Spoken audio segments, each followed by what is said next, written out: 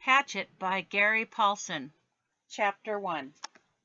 Brian Robeson stared out the window of the small plane at the endless green northern wilderness below.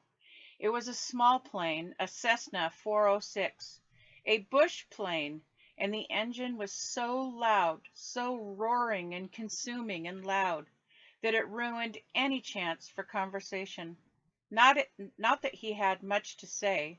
He was 13, and the only passenger on the plane was a pilot named, what was it? Jim or Jake or something, who was in his mid-40s and who had been silent as he worked to prepare for takeoff. In fact, since Brian had come to the small airport in Hampton, New York, to meet the plane, driven by his mother, the pilot had only spoken 5 words to him: "Get in the co-pilot's seat," which Brian had done. They had taken off, and that was the last of the conversation. There had been the initial excitement, of course. He had never flown in a single-engine plane before, and to be sitting in the co-pilot's seat with all the controls right there in front of him, all the instruments in his face as the plane clawed for altitude, jerking and sliding on the wind currents as the pilot took off, had been interesting and exciting. But in 5 minutes they had leveled off at 6,000 feet and headed northwest, and from then on the pilot had been silent, staring out the front, and the drone of the engine had been all that was left. The drone and the sea of green trees that lay before the plane's nose and flowed to the horizon, spread with lakes, swamps, and wandering streams and rivers. Now Brian sat looking out the window with the roar thundering through his ears, and tried to catalog what had led up to his taking this flight. The thinking started. Always it started with a single word: divorce. It was an ugly word, he thought, a tearing, ugly word that means fights and yelling, lawyers. God, he thought, how he hated lawyers who sat with their comfortable smiles and tried to explain to him in legal terms how all that he lived in was coming apart, and the breaking and shattering of all the solid things, his home, his life, all the solid things. Divorce. A breaking word, an ugly breaking word. Divorce. Secrets. No, not secrets so much as just the secret. What he knew and had not told anybody, what he knew about his mother that had caused the divorce. What he knew, the secret. Divorce. The secret. Brian felt his eyes beginning to burn and knew there would be tears. He had cried for a time, but that was gone now. He didn't cry now. Instead, his eyes burned and tears came, the seeping tears that burned, but he didn't cry. He wiped his eyes with a finger and looked at the pilot out of the corner of his eye to make sure he hadn't noticed the burning and tears. The pilot sat large, his hands lightly on the wheel, feet on the rudder pedals. He seemed more a machine than a man, an expansion of the plane. On the dashboard in front of him, Brian saw the dials, switches, meters, knobs, levers, cranks, lights, handles that were wiggling and flickering, all indicating nothing that he understood, and the pilot seemed the same way. Part of the plane, not human. When he saw Brian look at him, the pilot seemed to open up a bit, and he smiled. Ever fly in the co-pilot seat before? He leaned over and lifted the headset off his right ear and put it on his temple, yelling to overcome the sound of the engine. Brian shook his head. He had never been in any kind of plane, never seen the cockpit of a plane except in films or television. It was loud and confusing. First time. It's not as complicated as it looks. Good plane like this almost flies itself. The pilot shrugged. Makes my job easy. He took Brian's left arm. Here, put your hands on the controls, your feet in the rudder pedals, and I'll show you what I mean. Brian shook his head. I'd better not. Sure, try it. Brian reached out and took the wheel in a grip so tight his knuckles were white. He pushed his feet down on the pedals. The plane slewed suddenly to the right. Not so hard. Take her light, take her light. Brian eased off, relaxed his grip. The burning in his eyes was forgotten momentarily as the vibration of the plane came through the wheel and the pedals. It seemed almost alive. See? The pilot let go of the wheel, raised his hands in the air, and took his feet off the pedals to show Brian he was actually flying the plane alone. Simple. Now turn the wheel a little to the right and push on the right rudder pedal a small amount. Brian turned the wheel slightly and the plane immediately banked to the right. And when he pressed on the right rudder pedal, the nose slid across the horizon to the right. He let off on the pressure and straightened the wheel, and the plane righted itself. Now you can turn. Bring her back to the left a little. Brian turned the wheel left, pushed on the left pedal, and the plane came back around. It's easy, he smiled. At least this part. The pilot nodded. All of flying is easy, just takes learning. Like everything else, like everything else. He took the controls back, then reached up and rubbed his left shoulder. Aches and pains. Must be getting old. Brian let go of the controls and moved his feet away from the pedals as the pilot put his hands on the wheel. Thank you. But the pilot had put his headset back on, and the gratitude was lost in the engine noise, and things went back to Brian looking out the window at the ocean of trees and lakes. The burning eyes did not come back, but memories did, came flooding in. The words, always the words. Divorce, the secrets, fights, split, the big split. Brian's father did not understand as Brian did, when only that Brian's mother wanted to break the marriage apart. The split had come, and then the divorce. All so fast, and the court had left him with his mother except for the summers and what the judge called visitation rights. So formal. Brian hated judges as he hated lawyers. Judges that leaned over the bench and asked Brian if he understood where he was to live and why. Judges with the caring look that meant nothing as lawyers said legal phrases that meant nothing. In the summer, Brian would live with his father. In the school year, with his mother. That's what the judge said after looking at papers on his desk and listening to the lawyers talk. Talk. Words. Now the plane lurched slightly to the right, and Brian looked at the pilot.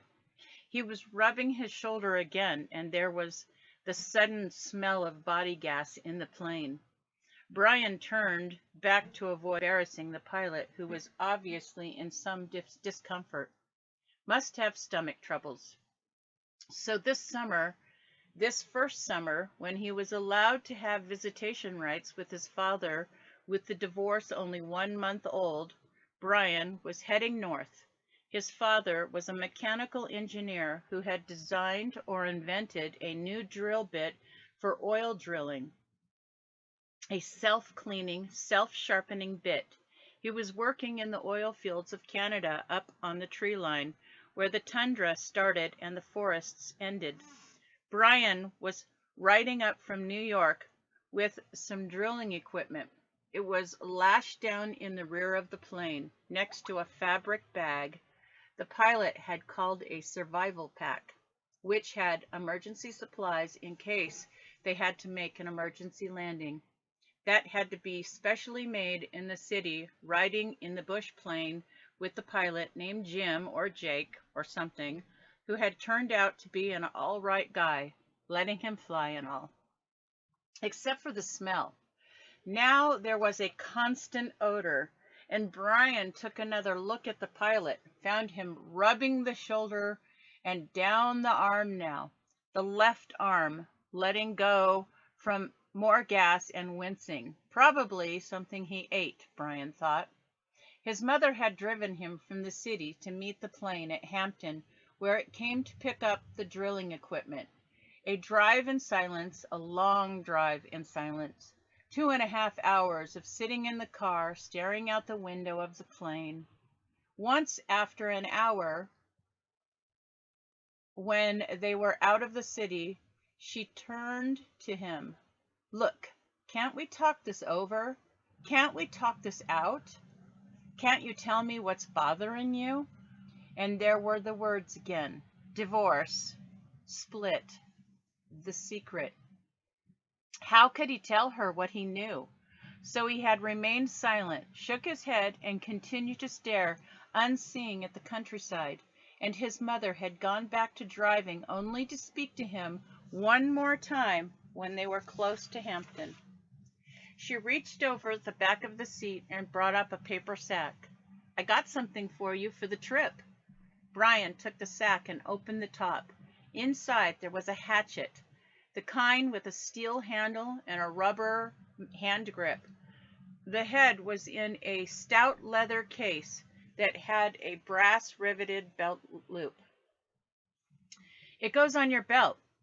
His mother spoke now without looking at him.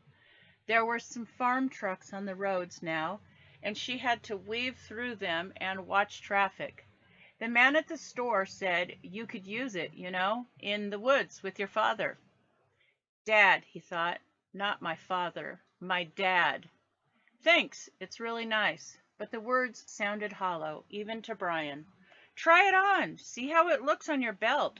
And he would normally have said no, that it looked too hokey to have a hatchet on your belt. Those were the normal things he would say, but her voice was thin, had a sound like something thin that would break if you touched it, and he felt bad for not speaking to her. Knowing what he knew, even with the anger, the hot, white hate of his anger at her, he still felt bad for not speaking to her. And so, to humor her, he loosened his belt and pulled the right side out and put the hatchet on and rethreaded the belt.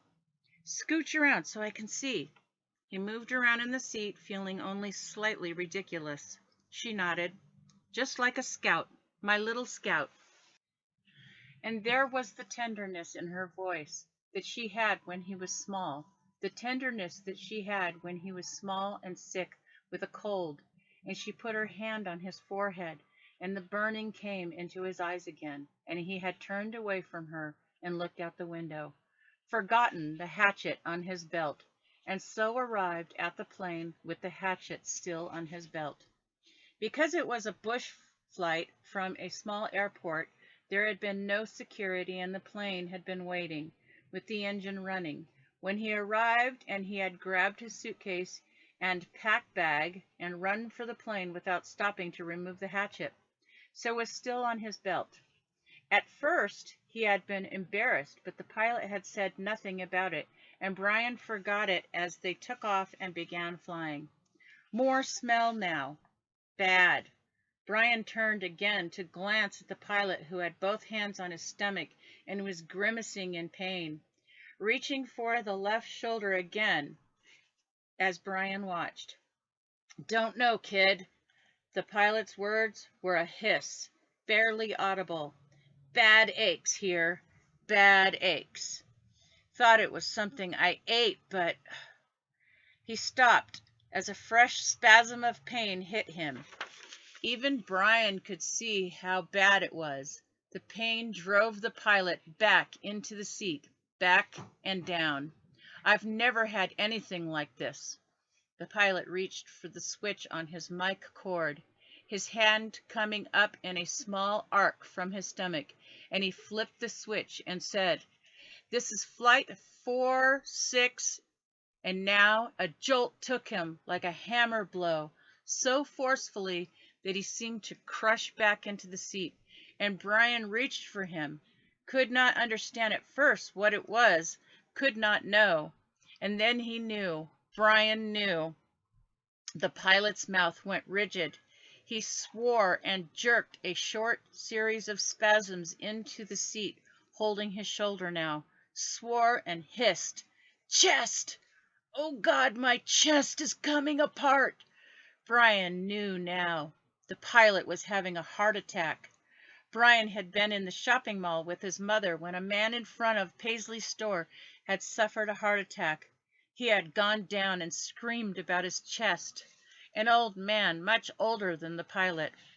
Brian knew. The pilot was having a heart attack, and even as the knowledge came to Brian, he saw the pilot slam into the seat one more time.